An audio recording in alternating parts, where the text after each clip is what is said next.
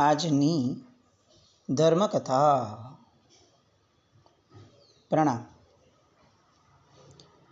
દોરડા પર નાચતા ઇલાચી કુમાર. અને નાચતા નાચતા ચોથી વાર પાંચમી વારનો આ ખેલ, અને ખેલ કરતાં કરતાં દેખાયેલું દ્રશ્ય.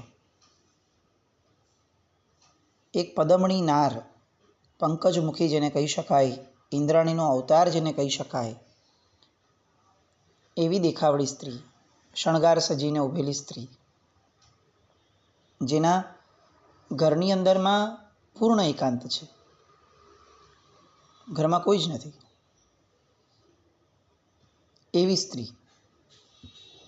અને સામે એ ઋષિરાજ મહાત્મા, યુવાન વયના, રૂપના એ પણ સ્વામી કહી શકાય એવા રૂપાળા. બાહ્ય અનુકૂળતાઓ અને બાહ્ય અભિવ્યક્તિઓ જોતાં એવું લાગે કે આ બંને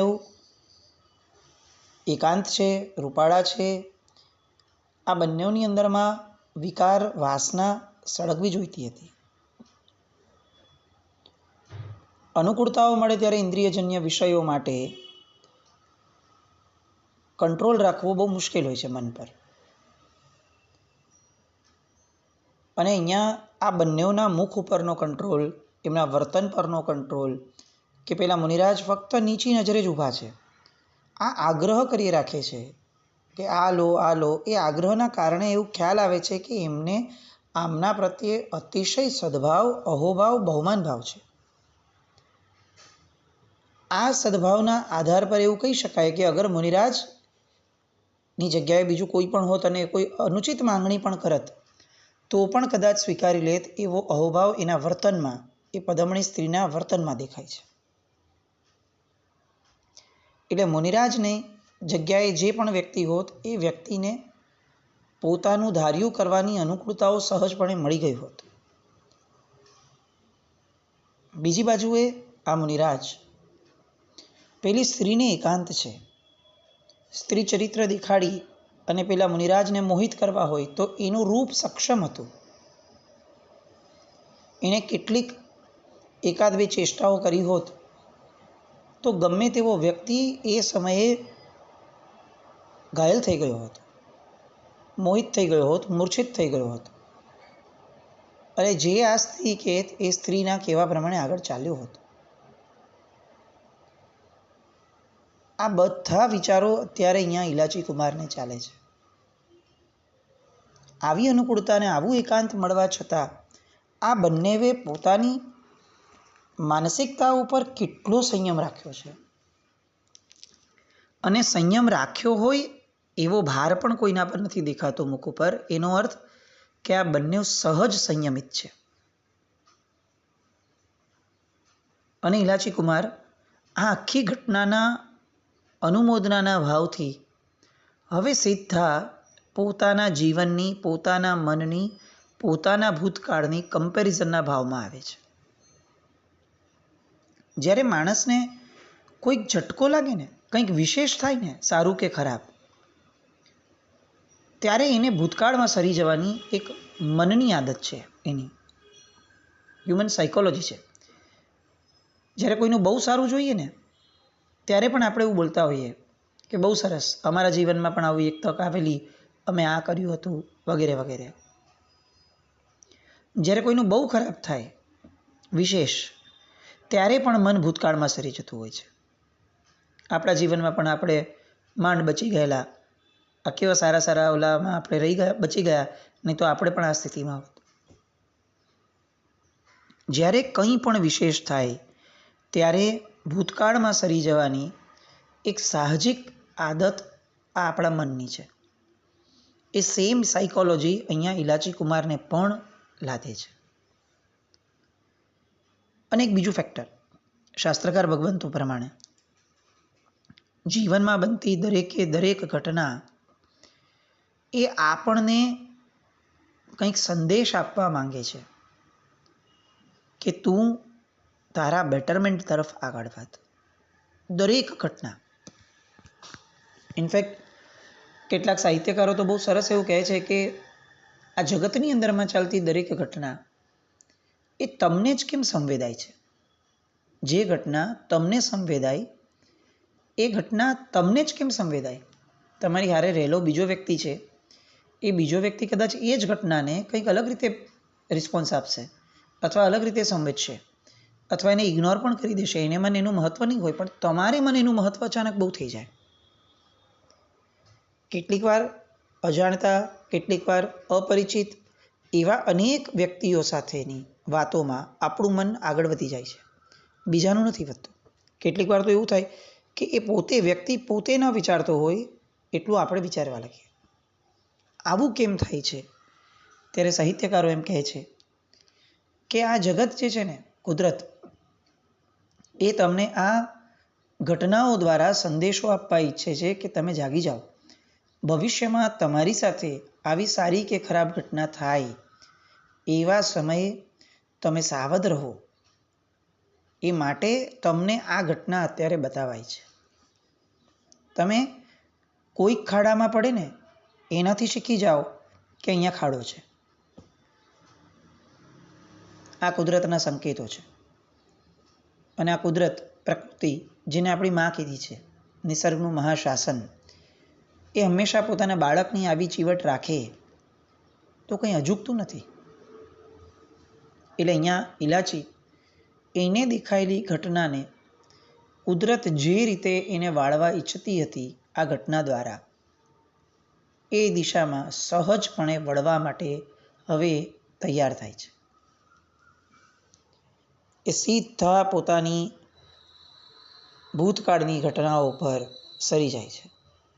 અને આ પ્રોસેસ બહુ ફાસ્ટ છે, આપણે બહુ શાંતિથી લઈએ છીએ. બાકી આ પ્રોસેસ તો એક ધર્મકથાનો સમય હશે ને એના કરતાં પણ ઓછા સમયમાં આ આખી પ્રોસેસ પૂરી થઈ હશે ને કેવળ જ્ઞાન પણ થઈ ગયું હશે. અંદર ઉતર્યા. એ ઘટનાએ એમને અંદરથી હચમચાવ્યા, વિચારવા પ્રેર્યા એવું નહીં. રીતસર એક હચમચાટ, એક ધરતીકંપ એ પોતાની અંતર્ભૂમિની અંદરમાં અનુભવે છે.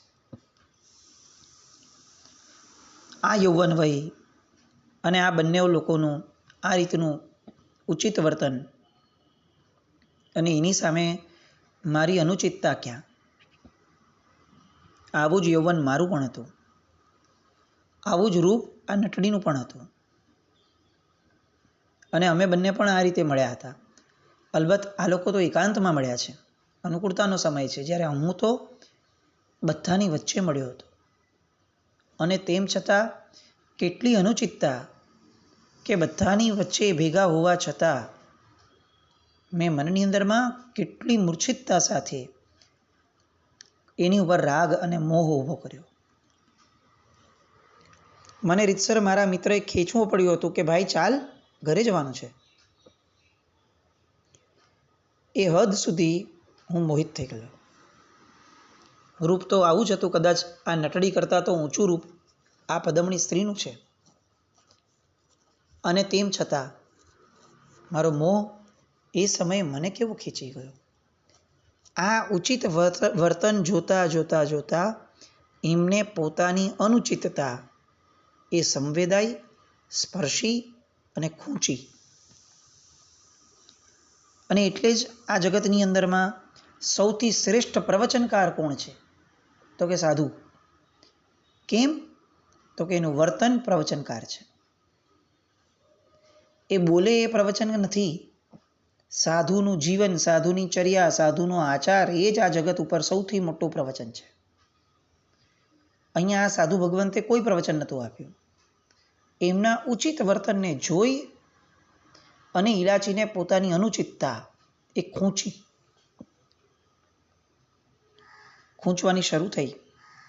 અને ઇલાચીનું કેળવાયેલું મન એ હવે આ ભાવને ટકાવી રાખે છે. સૌથી મહત્ત્વનું ફેક્ટર, આલંબન મળ્યું છે શ્રેષ્ઠ, એની કોઈ ના જ નથી. ઉપકાર બહુ મોટો છે આલંબનનો. પણ એટ ધ સેમ ટાઈમ આપણે આ ફેક્ટરને પણ ગૌણ ન કરી શકીએ કે આવા આલંબનો આપણને પણ મળતા હોય છે. આપણને પણ ઇલાચી જેવા શુભ વિચારો આવતા હોય છે. સાવ આપણે કંઈ નખાયેલી કક્ષાના નથી કે આપણને આવો વિચાર જ નથી આવતો. બટ ધ પ્રોબ્લેમ ઇઝ કે આપણું મન કેળવાયેલું નથી કે આપણે એ વિચારને એક્સટેન્ડ કરી શકીએ. અને મૂળ ધર્મક્રિયાઓ આપણી પાસે આ જ કરાવવા માંગે છે કે તમે તમારી શુભતાને જેટલું બને એટલું એક્સટેન્ડ કરતાં શીખો. તો એક્સટેન્ડ કરતાં એને લાંબી દીર્ઘ સમયની કરતાં એક સમય એવો આવશે જ્યારે એ પૂર્ણપણે છપાઈ જશે. અભ્યાસ શુભ વિચારોનો પણ અભ્યાસ છે. મનની કેળવણીનો પણ એક અભ્યાસ છે કે જે વિચારને પકડીએ એ વિચારની સૂક્ષ્મતામાં જઈએ, એના ઊંડાણમાં જઈએ, એના આગળ પાછળના પરિપ્રેક્ષ્ય વિચારીએ અને વિચારતા એનું ગહન ચિંતન કરતાં એને ક્યાંક ને ક્યાંક પ્રભુના તત્વજ્ઞાન સાથે જોડવાનો પ્રયત્ન કરીએ. આ ચિંતન મનન વગરની આપણી ક્રિયાઓ એ આપણને અભ્યાસ નહીં આપે. સંસ્કાર, અભ્યાસ આ બધું જે છે એ અનાદિકાળથી નબળી વસ્તુઓનું છે. એટલે સારી વસ્તુઓનો સંસ્કાર પાડવા માટે વિશેષ પુરુષાર્થ. અને એ પુરુષાર્થ કયો? તો કે માનસિક પુરુષાર્થ. ઇલાચીનો આ માનસિક પુરુષાર્થ એને વિજય અપાવે છે. આપણે આમ જોવા જઈએ તો આ વ્યક્તિએ એની એક પણ ક્રિયામાં પરિવર્તન નથી લાવ્યું. એ દોરડા પરથી ત્યારે નીચે ઉતરીને વંદન કરવા બી નથી જતા. એ દોરડા પર નાચી જ રાખતા હોય છે. અને એ ક્રિયા કરતાં એનું મન એક અલગ દિશામાં લઈ જાય છે. ક્યાં આમની ઉચિત વર્તનની ધારા અને ક્યાં મારી અનુચિતતા. હજી આગળ વધે છે એક વિચાર કે આ તો બંને ઉત્તમ કુળના દિશે છે. ચહેરા પરથી, રીતભાત પરથી, વર્તન પરથી, ભાવો પરથી ખ્યાલ આવે છે આ નગરશેઠના જેવી હવેલી, એ હવેલીમાં રહેલી સ્ત્રી ઊંચા કુળની જ હોય. અને આ સાધુ ભગવંત તે જ દેખાડે છે. એના મોઢા પરની સૌમ્યતા બતાવે છે કે આમની અંદરનો ભાવ કેટલો પણ શુભ હશે, કેટલો શાંત રસ હશે. બંને ઊંચા કુળના છે, બધી અનુકૂળતા છે, તેમ છતાં મોહાતા નથી. જ્યારે હું ઊંચા કુળમાં જન્મ્યો અને તેમ છતાં એક અનાર્ય કહી શકાય એવી નટડીની પાછળ પાગલ થયો. પોતાની લઘુતા, પોતાની અધમતા એ હવે પરાકાષ્ઠાએ પહોંચવાની દિશામાં આગળ વધતી જાય છે. સ્વદોષ દર્શન નામનો જે ગુણ કીધો છે આપણે ત્યાં, એ ગુણ પરગુણ દર્શન નામનો ધર્મ જે સૌથી પહેલાં ઇલાચીએ સેવ્યો, આલંબન લઈને પેલા સાધુ ભગવંત અને શ્રાવિકાને જોઈને, એ પરગુણ દર્શનમાંથી હવે સ્વદોષ દર્શનમાં આગળ વધ્યા. આ બધા ક્રમબદ્ધ પર્યાયો આપણે લઈએ છીએ કે જેના કારણે આપણને ખબર પડે કે આપણે કઈ રીતે આગળ વધવાનું છે. આપણું મતિજ્ઞાન જ્યાં સુધી નિર્મળ નહીં થાય ત્યાં સુધી કેવળ જ્ઞાનની ભૂમિકા નહીં રચાય. કારણ કે કેવળ જ્ઞાન એ કોઈ બહારથી આવતું જ્ઞાન નથી. એ મતિજ્ઞાનનો પૂર્ણ વિસ્તાર છે અને શુદ્ધ વિસ્તાર છે. શ્રુત જ્ઞાન એ પરોક્ષ જ્ઞાન છે. જીવનું પ્રત્યક્ષ જ્ઞાન કયું છે? તો કે મતિજ્ઞાન છે. પરોક્ષ જ્ઞાન શું કરી શકે? તો કે પરોક્ષ જ્ઞાન એ કેટલીક અસરો મૂકી શકે પ્રત્યક્ષ જ્ઞાન ઉપર, પ્રત્યક્ષ જ્ઞાનને ઇન્સ્પાયર કરી શકે. બટ અલ્ટિમેટલી ઇફેક્ટ ક્યાંથી આવશે અને ક્યાં આવશે? તો કે પ્રત્યક્ષ જ્ઞાનમાં. અને એટલે જ આપણે જોઈએ છે અત્યારે આટલા બધા પ્રવચનો સાંભળ્યા પછી પણ એ પ્રવચનો શ્રુત જ્ઞાન છે, એટલે કે અપ્રત્યક્ષ જ્ઞાન છે, બહારથી લેવાતું ઊંચીનું જ્ઞાન છે. પણ આપણું પોતિકું જ્ઞાન ક્યાં છે? તો કે આપણું મતિ જ્ઞાન છે, બુદ્ધિ છે, આપણી વિચારણા છે, આપણું મન છે. આટલા બધા સાંભળેલા પ્રવચનોની અસર આપણે એની ઉપર નથી પાડતા, તો અપ્રત્યક્ષ જ્ઞાન એ આપણના ઉપર બહુ અસર નથી કરતું. ક્વોન્ટિટી ગણાવવા સિવાય બીજી કોઈ અસર એની છે જ નહીં અથવા ઓછી છે. અને જ્યાં જ્યાં આપણને દેખાય છે કે મારામાં અસર થઈ, ત્યાં ત્યાં આપણને ખ્યાલ આવશે કે ફક્ત અપ્રત્યક્ષ જ્ઞાનની અસર નથી, પ્રવચનની અસર નથી. મેં પ્રવચનની અસર લેવાનો પુરુષાર્થ કર્યો એટલે મારામાં એ પરિણામ આવ્યું. કોઈ પણ ક્રિયા અપ્રત્યક્ષ છે. એ આપણી ઉપર તો જ અસર કરશે જો આપણે એની અસર લેવી હશે તો, અધરવાઇઝ નહીં કરે. ઇલાચીએ આ પ્રત્યક્ષ જ્ઞાનની અંદરમાં પહેલાંની અસર લીધી આલંબનની. કેવી લીધી? તો કે સીધો પોતાનો ભૂતકાળ, પોતાના ભૂતકાળની લઘુતા, એના દ્વારા પોતાના જીવની અધમતા એને હવે ભાસવા લાગી, દેખાવા લાગી અને ખૂંચવા લાગી. ખૂંચતા આગળ વધતા એને એ અતિશય ખટકવા લાગી. અરે રે, મારા જીવે કેવું અધમ કાર્ય કર્યું, આ કેવા ઉત્તમ તત્વો અને હું કેવો અધમ. આ સમયે એને નટડી કે બીજા બધા કે જેના કારણે આ અત્યારે ભાવ ઊભો થયો છે, એવો રાજા કે જે નટડી પર મોહિત થયો છે, આ બધા જ નિમિત્તો આલંબનો એ ગૌણ થઈ ગયા. એ અત્યારે એને પ્રાયોરિટીમાં નથી દેખાતા.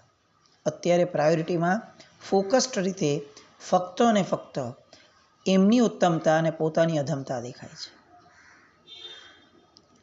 આગળ વધતા પરિસ્થિતિ એ આવીને ઊભી રહે છે કે ઓલું આલંબન પણ સરી ગયું. હવે એમની વિચારણાની અંદરમાં આ આલંબનની ઉત્તમતા નથી. હવે ફક્ત ને ફક્ત પોતાની અધમતા છે. સ્ટેપ બાય સ્ટેપ પરિવર્તન જુઓ. આલંબનને પકડ્યું પણ આલંબનને છોડતા પણ શીખ્યા. જો એમણે પકડીને રાખ્યું હોત ને તો ફક્ત અનુમોદનાની ધારા હોત. વાહ વાહ, કેટલા ઉત્તમ મહાત્મા છે, કેવી ઉત્તમ આ સ્ત્રી છે, ખરેખર એમને ધન્ય છે અને વાત પૂરી થઈ ગઈ હોત. આલંબનની અસર અંદરમાં લઈ જીવે પોતાના ઉપાદાનને, પોતાના આત્માને એ નિમિત્ત તરફ, એ નિમિત્તની અસર તરફ હવે ખેંચવાની છે. અનુમોદનાનો ભાવ હવે થોડો ઓझલ થઈ ગયો અને આત્મનિંદાનો ભાવ એ થોડો પ્રકાશિત થયો. આ સ્ટેપ બાય સ્ટેપ આપણે એના મનના આ પરિણામના વિકાસની ધારાને જોઈએ છીએ. હવે એ મુનિરાજ પણ નજર સામે નથી. આંખ ત્યાં જ હોવા છતાં નજર ત્યાં નથી. હવે નજર પોતાના આત્મા પર છે, પોતાના ભૂતકાળ પર છે. એટલે સૌથી પહેલું કામ એ થયું કે આલંબનનું સેવન કર્યું, આલંબન પ્રત્યે અહોભાવ ઊભો કર્યો. એ અહોભાવ ઊભો કરી પોતાની લઘુતા જોઈ, પોતાની અધમતા જોઈ. પોતાની અધમતા જોયા પછી હવે પોતાના આ ભવના અધમ કાર્યોમાંથી હવે એ અનાદિકાળના સંસ્કારો તરફ આગળ વધ્યા કે હું આવો મોહિત થયો કેમ? હું આવો મોહિત થયો કારણ કે મારો આત્મા ભાન ભૂલ્યો છે. દૈહિક ભાવ પરથી ધીરે ધીરે હવે આત્મિક ભાવ તરફ વળ્યા. શુભ ભાવમાંથી ધીરે ધીરે એ શુદ્ધ ભાવ તરફ વળ્યા. એમને ફક્ત પશ્ચાતાપથી કેવળ જ્ઞાન થયું છે કહેવું એ અધૂરું છે. કારણ કે પશ્ચાતાપ માત્રથી આત્મિક ભાવમાં કેવળ જ્ઞાન થઈ જાય એ શક્યતા નથી. કોઈ પણ બાહ્ય ભાવ અને વિભાવ એમાંથી આપણે આત્મિક ભાવમાં જઈએ તો આત્મા પરના કર્મો દૂર થાય અને આત્મા પરના કર્મો દૂર થાય એટલે આત્માનું જ્ઞાન પ્રકાશિત થાય. પશ્ચાતાપ એ મેજર ફેક્ટર હતું, એમાં કોઈ ના જ નથી, પણ ત્યાં એ અટક્યા નહોતા. પશ્ચાતાપ કર્યા પછીથી હવે એમના ભાવની ધારા એ આવે છે કે આ કૃત્ય મારા દ્વારા થયું કેમ, મેં કર્યું કેમ? ઉચ્ચ કુળમાં જન્મ્યો હતો, બધી જ અનુકૂળતાઓ હતી. નાનપણથી લઈને મને મારા માતા પિતાઓએ સંસ્કાર આપવામાં કોઈ ઉણપ નહોતી રાખી. મારા મિત્રો, મારું સરાઉન્ડિંગ, મારું બધું જ બેસ્ટ હતું. એમાંની એક પણ વસ્તુ એવી ન હતી કે જેના કારણે મને આ અનાર્ય કુળમાં જન્મેલી એવી સ્ત્રી માટે છેક મારું ઘર છોડવાનું, મારો ધર્મ છોડવો, મારા માતા પિતા છોડવા, મારી વૃદ્ધિ સમૃદ્ધિ સંપત્તિ છોડવી, મારી આખી જીવન વ્યવસ્થા છોડવી, મારું આર્યપણું છોડવું, આ લેવલ સુધી હું ગયો. એનું મૂળ કારણ ફક્ત ને ફક્ત આ ટેમ્પરરી મૂર્છા ન હોઈ શકે. એનું મૂળ કારણ મારો અનાદિકાળનો સંસ્કાર હોઈ શકે કે જે મારા આત્મા પર ચોંટેલો હતો. આ નટડીના આલંબનથી એ મારો સંસ્કાર એ એકદમ ઉજાગર થયો. એટલે હવે એક્ઝેક્ટલી શું થયું? હવે ઘટનાની અંદરમાંથી નટડીનું આલંબન જે લીધું હતું કે નટડીના આલંબનથી હું બગડ્યો, એ નટડી પણ ખસી ગઈ. એક પછી એક તત્વો ખસતા ગયા અને ધીરે ધીરે ધીરે ફક્ત પોતાનો આત્મા એ દિશા આવવા લાગી. પેલા મોટું આલંબન ગયું. હવે જે વિચારણામાં આલંબન હતું નટડીનું એ પણ ગયું. હવે કોણ આવે છે એ વિચારણા માટે આવતીકાલે ફરીથી મળીએ. પણ આ ભાવોને આપણે સંવેદતા રહીએ કે આપણો દરેક ધર્મ આવી દિશામાં આપણને લઈ જનારો થાય તો આપણું મતિજ્ઞાન નિર્મળ થશે. આવું કંઈક આપણે જે કલ્પનાથી આ ચિત્રને ઉપસાવવા માંગીએ છીએ એવું આપણને સમજાવે છે. જીના જ્ઞાન કંઈ પણ બોલાય તો મિચ્છામિ દુક્કડમ જૈનમ જયતિ શાસન.